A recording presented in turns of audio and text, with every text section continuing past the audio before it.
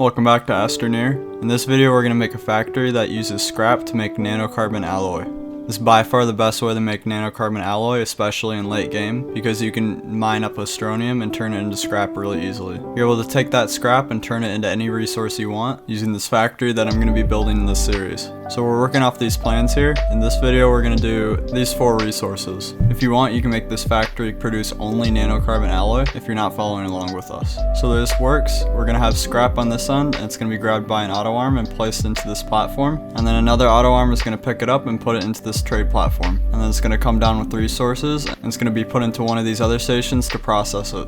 Some of these stations use gas, and I'll show you exactly how to handle that. Some people think that the gas is an obstacle and they'll build it on a planet like Atrax, which has a lot of gases, but it actually doesn't really matter which planet you build it on, because it's relatively easy just to collect the gas from a planet and never have to replenish it.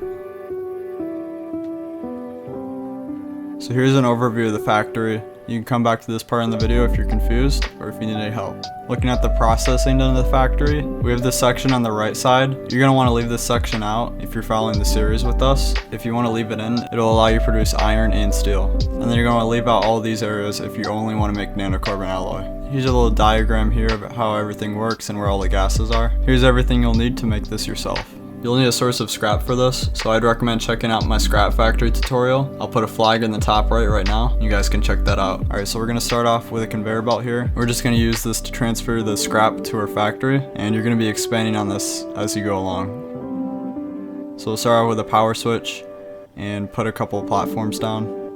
The reason why we have a large platform here is because it has 4 slots, and for the specific trade that we're going to be doing, it requires 4 pieces of scrap. So the auto arms can just load the 4 pieces onto that platform, and it'll know when it's filled up, that's 4 pieces, and it'll put it into the rocket.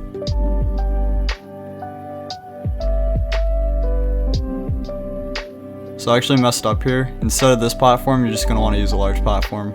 I'll fix that later. The T platforms are going to be chemistry stations. And then this section here, these 2 platforms, you can leave those out if you're only making nanocarbon. So we're going to connect everything to power. We're actually going to have 2 separate grids here. One of them is going to always be connected to power, and the other one's going to be connected to the switches there. So you can see down the middle it's not connected, and the left side of the factory is always connected to power. And that's going to allow us to shut off that front half of the factory when we're full on resources. So we're going to fill up some auto arms here.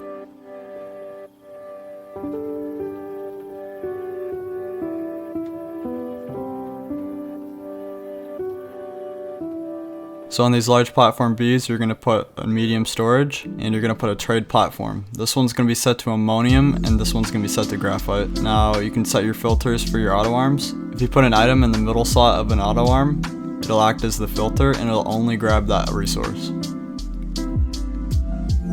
Now we're going to put down some large platform A's and package them up. And we're just going to put those both on the other end of the large platform B.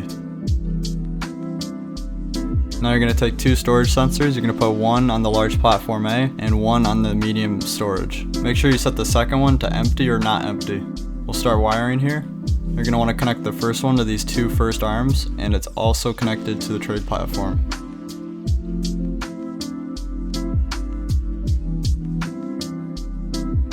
And then the second one here, you're just going to wire it along the side, and it's going to go directly to the power switch in front. It'll attach to the auto arm there, so just be careful.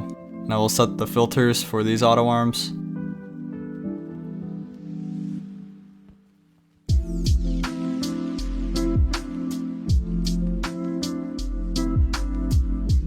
We're going to put down 2 chemistry labs.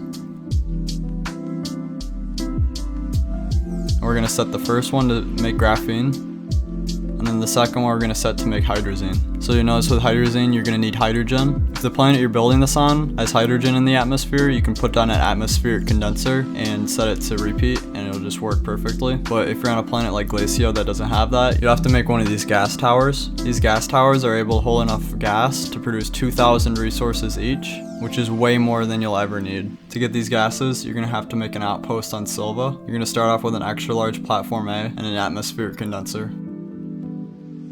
We just put that tower of gas in the same platform, and then you'll need a power source. You're gonna need 40 units of power per second. So I just put this tower there with full of RTGs as an example. You can power this however you want though. We're gonna set it to repeat. We're gonna come back later, it'll be full. Then you're gonna wanna build a second station here, and you're gonna wanna set this one to nitrogen.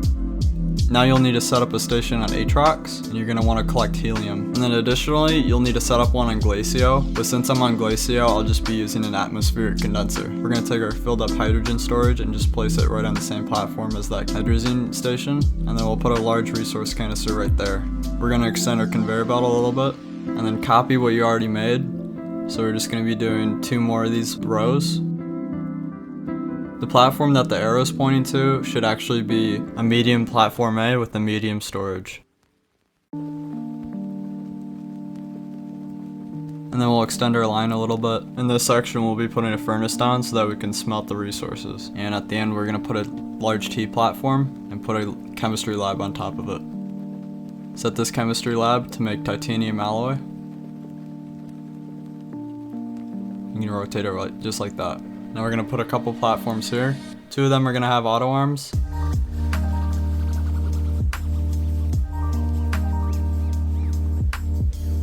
This auto arm will take graphene from this chemistry lab and it will place it in the titanium alloy lab. Just place a couple more auto arms down and then a furnace. Make sure you turn the furnace on, and another auto arm right there. So we're going to set this trade station to titanite. We're going to set this one to organic. Now be careful with these 3 auto arms when you're placing this platform down. Make sure they're not able to place anything on that small platform. And then we'll put another one right there, and we'll put an auto arm on it.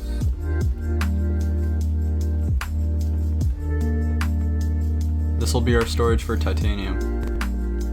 The storage is going to be for titanium alloy. Now we're just going to hook everything up to power. We're going to connect an auto arm right there. We're going to set up this filter as titanium alloy. These 3 as titanium.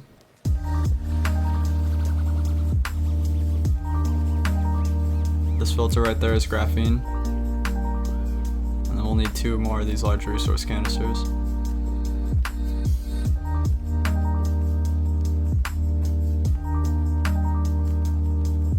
And then we're going to copy basically what we already did. Make sure to turn that furnace on. Make sure that these arms aren't able to place anything in the medium storage, so you can just scoop those back if they're interfering at all. We're going to extend our conveyor belt a little bit, and we'll put a VTOL down this time. Now it may seem a little bit weird that we're using a VTOL, but the reason why we're using a VTOL is because it has 6 slots, and the trade for iron only needs 6 pieces of scrap, and it just works out that that's the perfect platform.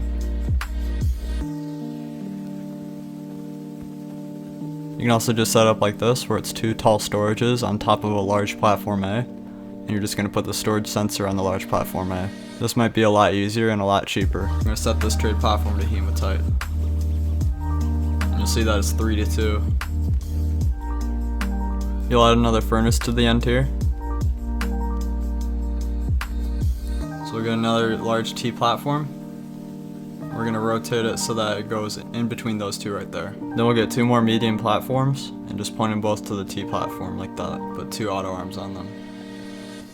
These are going to pick up the iron and the carbon, and it'll put them into this chemistry station and make steel. So you can put this chemistry lab down, and another large T platform, and another chemistry lab. You're going to set this one to nanocarbon alloy. And you're going to set this chemistry station to steel.